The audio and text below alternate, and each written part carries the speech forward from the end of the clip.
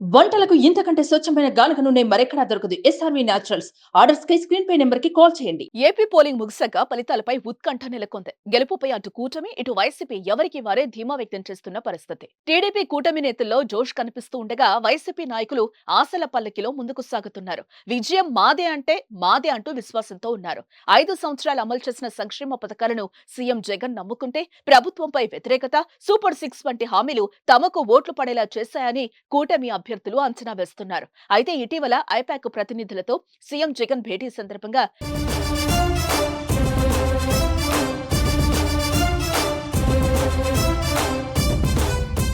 గతంలో కంటే కూడా ఎక్కువ సీట్లు వస్తాయని, ఎంపీ సీట్లు కూడా గతంలో కంటే ఎక్కువే వస్తాయని చెప్పడం ఇప్పుడు హాట్ టాపిక్ గా మారింది. ఈసారి ఏపీలో వచ్చే ఫలితాలను చూసి దేశం షాక్ అవుతుందని జగన్ కాన్ఫిడెన్స్ తో కామెంట్స్ చేయడం పొలిటికల్ సర్కిల్స్ లో కొత్త చర్చకు తెరలేచిందని చెప్పుకోవచ్చు.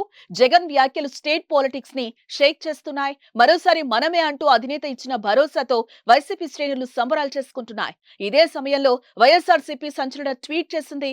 విశాఖపట్నంలో రెండోసారి సీఎంగా జగనన్న ప్రమాణ స్వీకార మహోత్సవం జూన్ 4 నుంచి సంబరాలకి సిద్ధమవ్వండి అంటూ ట్వీట్ చేసింది.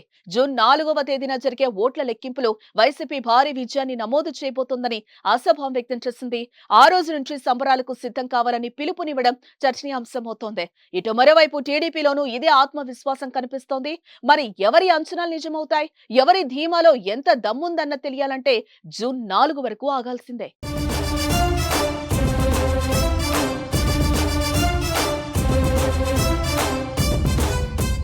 సుమన్ టీవీలో మీ పర్సనల్ అండ్ బిజినెస్ ప్రమోషన్స్ కోసం కింది నెంబర్కి కాంటాక్ట్ చేయండి.